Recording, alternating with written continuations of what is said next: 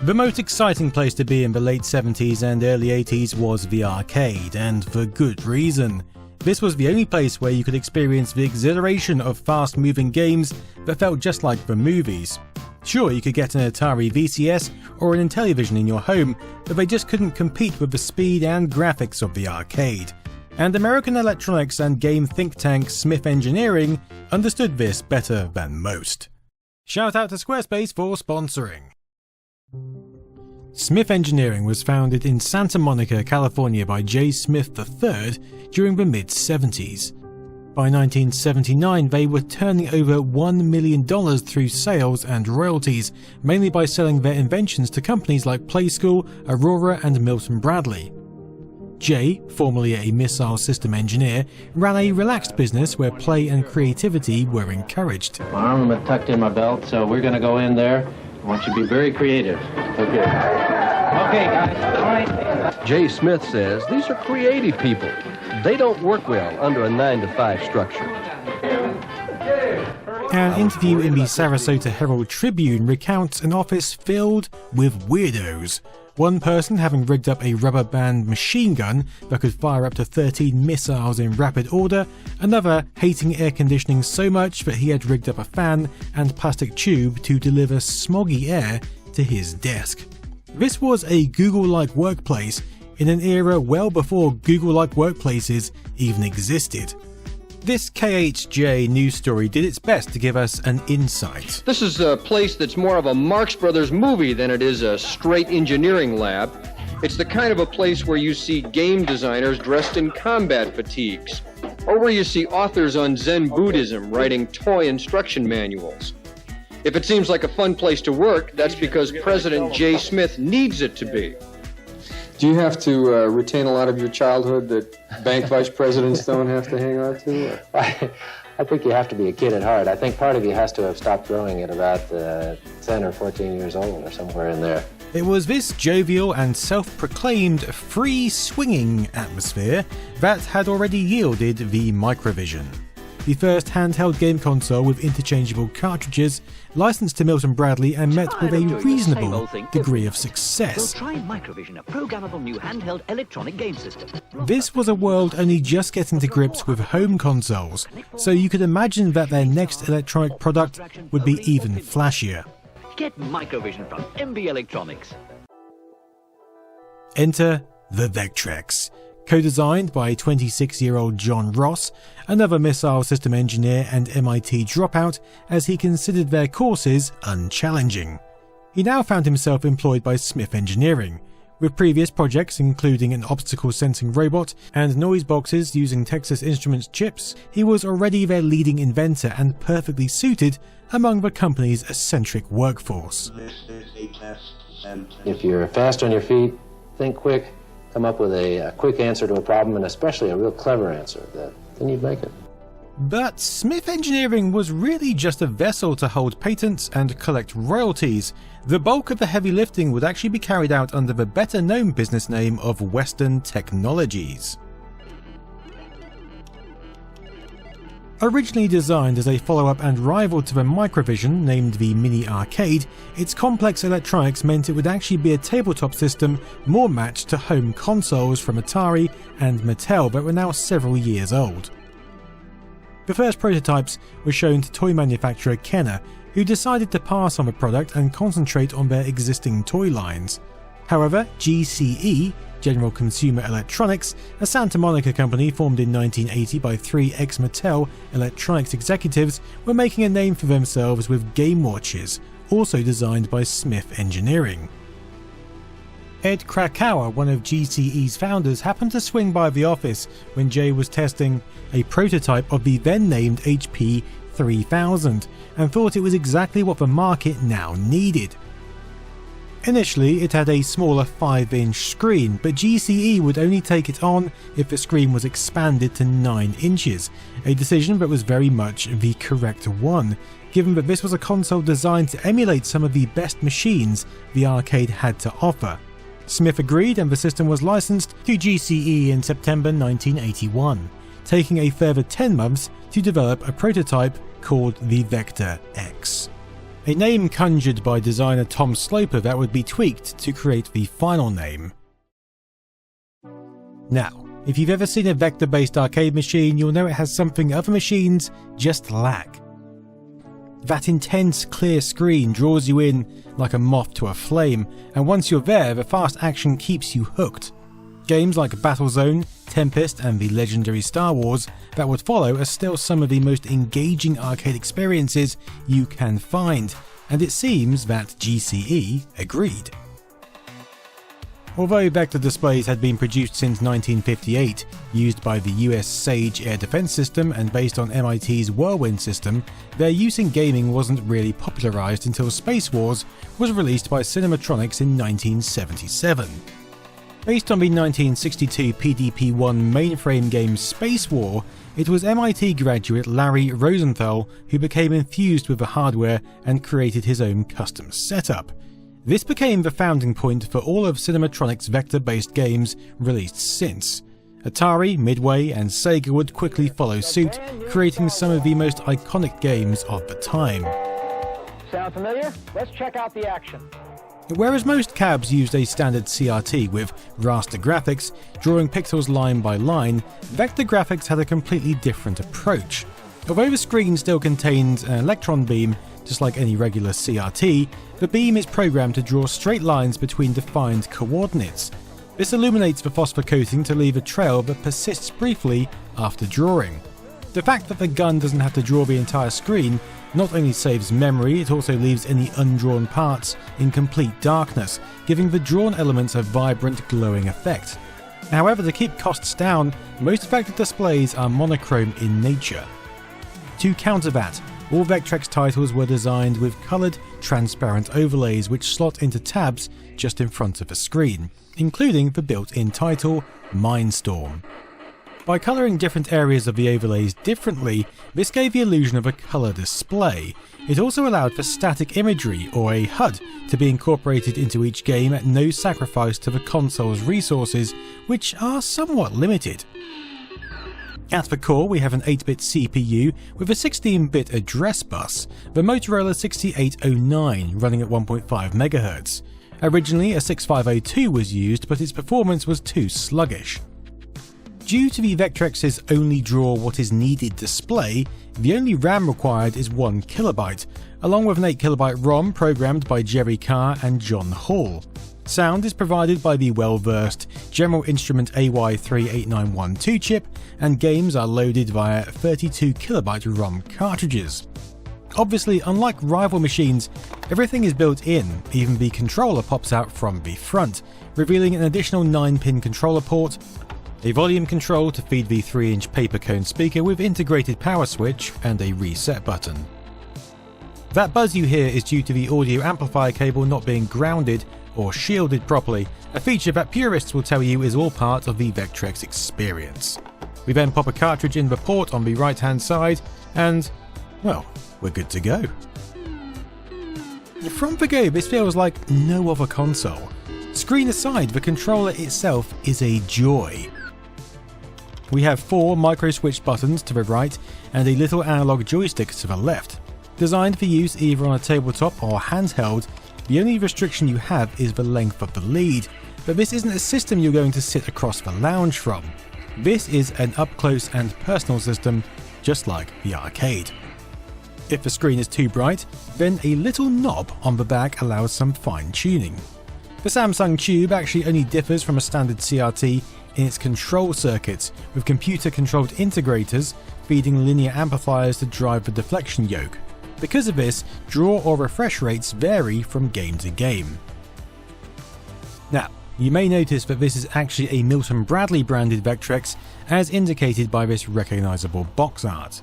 The reason for this is simple. On August 17, 1982, James J. Shear Jr., the chairman of the board and president of Milton Bradley Co., and Edward Krakauer, chairman and board of GCE, announced that Milton Bradley had completed acquisition of the business as a wholly owned subsidiary. The reasons were straightforward. GCE needed the money to launch the new console successfully, and having seen the now named Vectrex at the June Chicago Consumer Electronics Show, where it was selected as one of the most innovative products, MB thought the system would be a huge commercial success. And there goes somebody in front of the camera. We'll be going inside right now, and we'll show you what's going on inside this huge exposition. Hello, Gary. Remember, this was also the same show where the Commodore 64 was introduced. Set to retail at $200 per unit, if MB could just add this system to their portfolio, then they believed they could not only make a ton of money, but become one of the leading game system producers in the world. And if you want to create one of the leading businesses in the world, you better make sure you have a good website. That's where sponsor SqSp can help. The easiest way to get a website up and running in 2024. You can pick from so many styles and use Blueprint AI to get the best layout and style options, along with optimized SEO tools so that you can show up in Google for the keywords that matter. It's just easy to snap features in and out, but one of my favorite abilities is to swap between mobile and desktop views so that you can optimize your content for every device and make sure it looks great. Just head to Squarespace for a free trial, and when you're ready, go to squarespace.com/nostalgianerd to save 10% off your first purchase of a website or domain. This is the system chosen 2-to-1 over Atari and Intellivision for real arcade gameplay. Fantastic! Presenting the revolutionary Vectrex arcade system. Ordinary home video games can't match the laser-sharp visual effects of Vectrex, because only Vectrex has a real arcade screen built in. No TV set needed, so every Vectrex cartridge gives you real arcade gameplay that others can't. Vectrex, it stands alone. Launching in October 1982 in New York, Chicago, Philadelphia, Los Angeles, San Diego, and San Francisco, the Vectrex was quickly becoming a critical success, with magazines like Byte saying, "Here is one of the greatest game machines we have seen this year." Highly praised for being self-contained and playing just like the arcade, Playboy magazine even chimed in, calling it fast, challenging, and stimulating. But now MB and GCE had to make it a commercial success.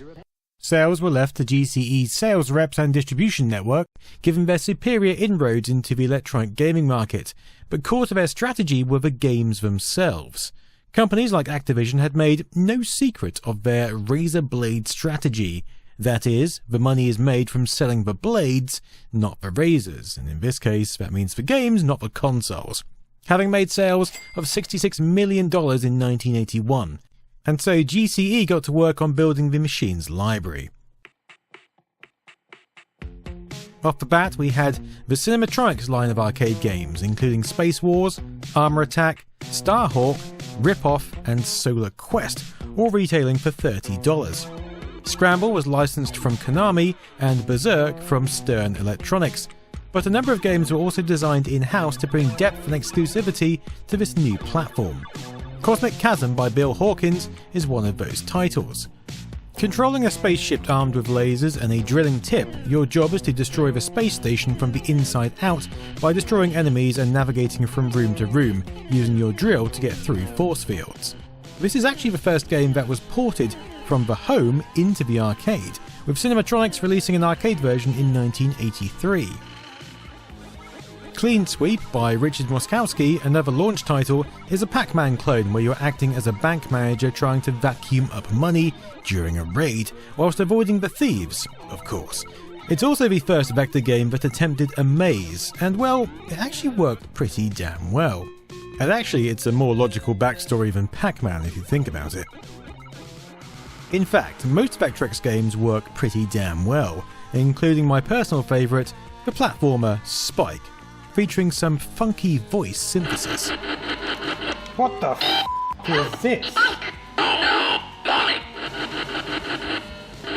With gameplay somewhat similar to Donkey Kong, Spike has to navigate chasms and ladders whilst avoiding enemies, on a quest to free Molly from the evil boss, Spud.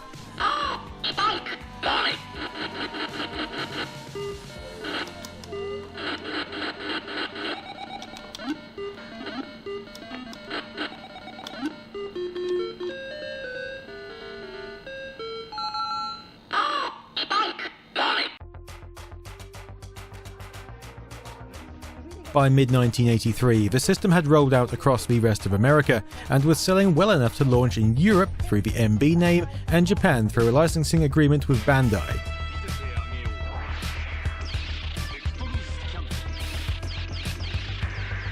Backed by huge marketing drives in each region, MB thought that if they could crack these markets, then their place in gaming history would be secured. They were so confident that accessories such as the 3D Imager, along with 3 accompanying games, were released in America. Relying on an early shutter-like system involving a spinning disc, this was the first 3D game accessory to ever be released. A light pen was also launched, allowing users to draw on the screen, again accompanied by 3 games: Art Master, Melody Master, and Anim Action. These devices were again the brainchild of the endlessly creative John Ross, and they should have been a success. Erin Plays has done a great video exploring these, which I suggest you check out. However, in the American homelands, there had already been worrying signs that MB simply chose to ignore.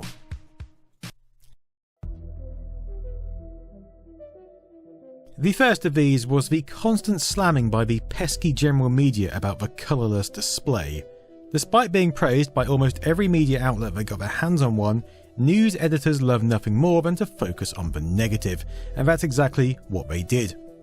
Without knowing what they were buying into, these headlines alone turned away a chunk of parents who, of course, wanted their children to have the latest colour systems. After all, this was the 80s. Black and white was a thing of the past. Even the Atari VCS had colour. The second was the predicted and somewhat self-fulfilling talk of a video game crash set to occur sometime in 1983. In November 1982, Richard Simon of Goldman Sachs was predicting a shakeout in the player market hill, probably early to mid-1983, noting you have a lot of systems out there. At the same time, Jeff Rockless, former president of Mattel Electronics, had said games will make it through Christmas but the industry will go bust early next year, citing the need for companies to shift to home computing. At the start of 1982, it was predicted that just 10% of US homes equipped with televisions had acquired a video game console. GCE were expecting to expand that number by shipping the screen with the system and had expected to sell 100,000 Vectrex units, but by mid-1983 the domestic sales charts were starting to trend downward rather than upward. The video game crash of 1983 is something which has been documented extensively, so I'm not going to delve deeply into it here, but essentially both Goldman Sachs and Jeff Rockless were correct. We had an awful lot of competition. 22 new companies got into the business in a 3-month period at the end of '82, and they put out an awful lot of product that was inferior. The market had been flooded with consoles since the late 70s, along with games which frankly were being churned out with limited quality control. This was a cash grab, and by 1983 most people who wanted a slice of the gaming market already had a console. They already had games, and a new system walking into this domain was like Stadia walking into a world of Xbox and PlayStation. At the start of 1983, home video game revenue peaked at $3.2 billion in the United States.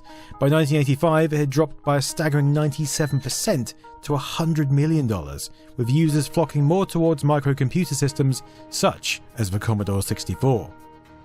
The situation wasn't quite the same in Europe and Japan. We were already on the home micro trend, and in 1983, Europe was starting to get hooked on new exciting entrants, the ZX Spectrum and Commodore 64, machines which offered full computing capability whilst touting their colour abilities from every rooftop they could. Whilst over in Japan, the Nintendo Famicom was just starting to do its thing, and with sales in the homeland falling, MB just didn't have the resources to push it, especially when Atari was still spending $75 million a year on advertising alone. Now you're talking, and it doesn't work. By the end of 1983, MB had slashed the price of their system by 50% in America and some other regions, in a desperate attempt to keep it alive. But by 1984, Europe was starting its own home gaming slump as well. Sales of the Spectrum have slumped. In December 1983, every child wanted one for Christmas, and by December 1984, every child who wanted one had one. February 1984 saw the discontinuation of the console, with all game development cancelled, leaving MB $31.6 million in the red. Charles Perrottet, MB's Vice President of Corporate Development, blamed the failure on the console's late introduction, stating, "Although marketing studies showed the machine was well liked by consumers, it was released in the spring of 1983, coinciding with the crashing of home computer prices." Stock would continue to be sold off by discount retailers, but by May, in an attempt to shore up their losses, they merged with Hasbro and the Vectrex was consigned to the history books. Well, almost. On the 27th of October 1992, Jay Smith responded to an email from a Dr. Calhoun on behalf of a group of dedicated Vectrex users. In his reply, Smith stated, "Smith Engineering is the original developer of the Vectrex system and programmed a number of original cartridges. The rights to the system have been returned to us after production ceased at Milton Bradley Company. It is a great pleasure to hear from a group of dedicated Vectrex users. Obviously, it is a great favourite of ours and has a significant place in our Hall of Fame of toy and game products. We are happy to grant you the right to continue your personal hobby of using and enhancing the game system as long as it is for your personal use and not a commercial enterprise. In fact, we would be anxious to see your improvements. This permission extends to the right to copy and distribute the instruction booklets and service manuals and to duplicate and or create game ROMs for your personal use. When the opportunity arises, please send us a ROM sample of your work."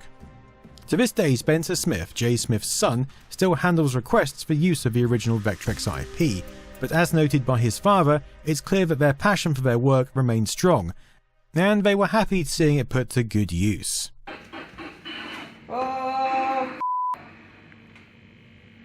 This is hard. As for Smith and Western Technologies, well, they went on to produce more hardware and software for the systems that did prove to be successful. Afterlife for the Mega Drive being one of my favourites, but they also developed X-Men and the Sega Menacer light gun.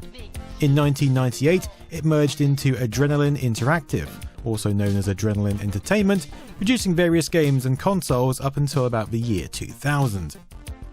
Anyone who has played a Vectrex will remark on how fun, fast and visually appealing it is to play.